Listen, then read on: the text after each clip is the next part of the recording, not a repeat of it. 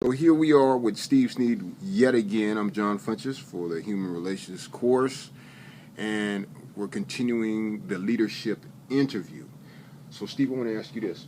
What is your leadership style?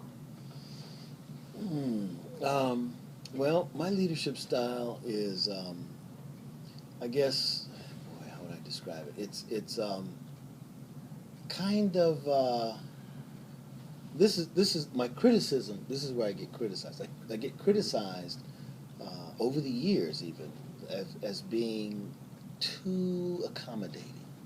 Too, Is this the same Steve Sneed I know? Oh, something done changed. Something changed. When did this happen? Well, that's been my criticism, but usually that's coming from above, right? Oh, okay. So a lot of times, in leadership positions, you got somebody you're answering to, however you slice it, right. Whether it's a board, whether it's a director, or if you're not a manager, whoever it is. And so so usually that's where it's coming from. Right? Mm-hmm.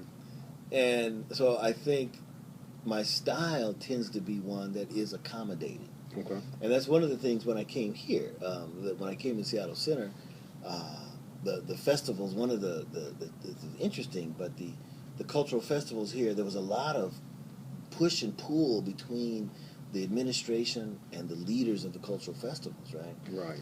And there was a lot of, what I could tell was misunderstanding, right? It was really misunderstanding about a lot of things.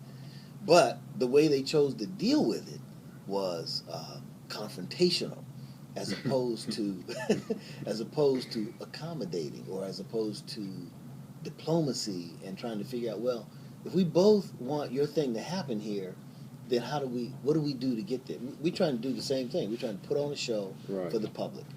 So so what I figured I had to do, so I don't view it as accommodating, but one of the criticisms early on from the supervisor here, my supervisor, was that, was that, I don't know if that's going to work. I don't know if that style is going to work to sort of give people, a little room to do their thing. Give people a little room. Mm-hmm. And now, of course, years later, he will say, now I understand what you were doing. Now I understand it. Yeah, when it works. Well, After it works, yeah. It works. But it's a broad concept, right? It's a broad. Mm-hmm. I'm talking about 20 different groups, and having an approach that says simply that I will do all I can to make your event successful. At the same time, this is what I need on this end, right? So I still state what I need, right? But I'm going to give you what you need to be successful. And to me, it's a simple formula. And I don't get. I've had people get angry with me now.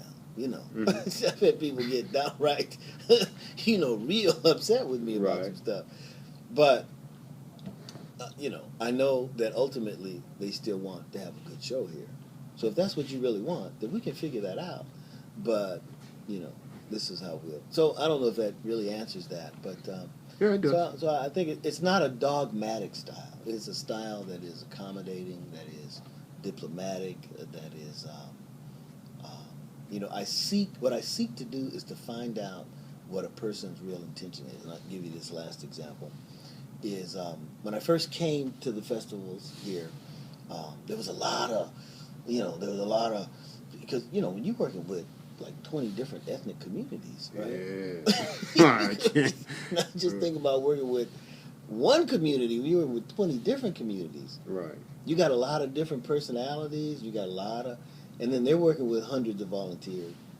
Well, one of the things was, it was simple stuff in some cases, but one of the things was they were simply trying to determine how to divide up the money. Oh, that's the biggest. That's the biggest. That's the biggest issue. Well, we can't give this festival the same money because that's a small one, and they need to get less money because the big one needs to get more money. And right. This was the whole conversation. Mm-hmm. And there was a committee of people they had to come in, and they couldn't nail this. I said, you know what? Let's just give them all the same money. Just because one's 1 day and one's 2 days, that doesn't make a difference. Give them all the same money. done. Oh, okay. Simple. No big. What? Why can't we give them? Why can't you give this small one the same money you give this big one?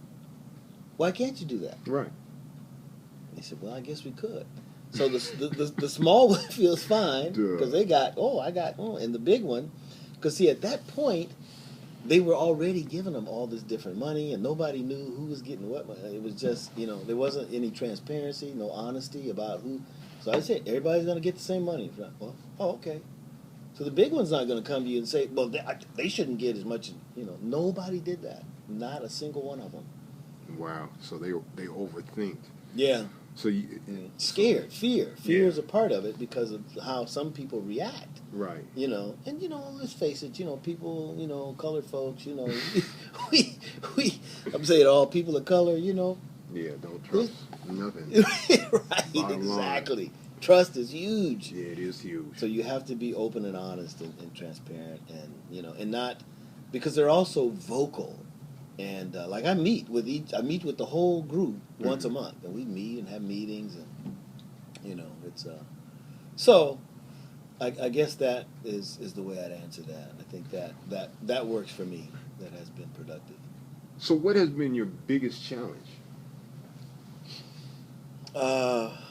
In general or here? Well, as opposed, I say,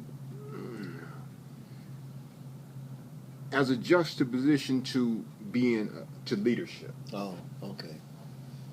Just leadership in general. Yeah. Well, really, my greatest challenge, I think, in leadership is probably how to contend with who I'm accountable to, making that adjustment. Because when I was at Langston, I probably had every type of accountable party that I can have, but in every instance, except the one where I chose to leave Langston, people usually tend to just let me do my thing. Right. They actually don't get in the middle of it. They don't. I don't have that here. I didn't have it at Langston in the beginning. When I got it, then it was a problem. Because they didn't understand. They either don't understand the way, because he was the exact opposite of me. He was a dogmatic leader.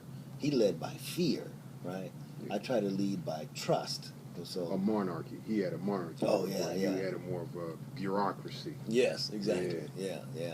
And so those will clash, right? Yeah. And at the same time, I feel like I know what I'm talking about, right? So right. I might be running a democracy, but I still feel like I know what I'm doing, right? And so when a dogmatic leader comes in and is trying to direct me in a way that I don't think is right, then I got difficulty, because I'm not going to respond in the same way that they might expect me to, right? My response is going to be in that diplomacy manner, is going to be in that, because I have to. Plus, if they're my supervisor, they're my accountable individual, I've got to respond respectfully to them. So I usually try to.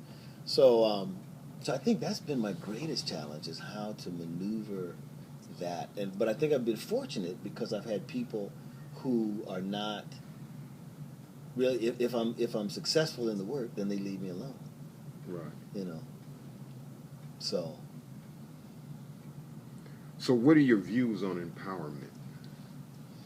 Man, you guys got some heavy questions. Man, we got every teacher, believe me. Wow. So empowerment, as it would, giving empowerment, being empowering to other people, or I think what we mean by that question is empowerment as far as ourselves.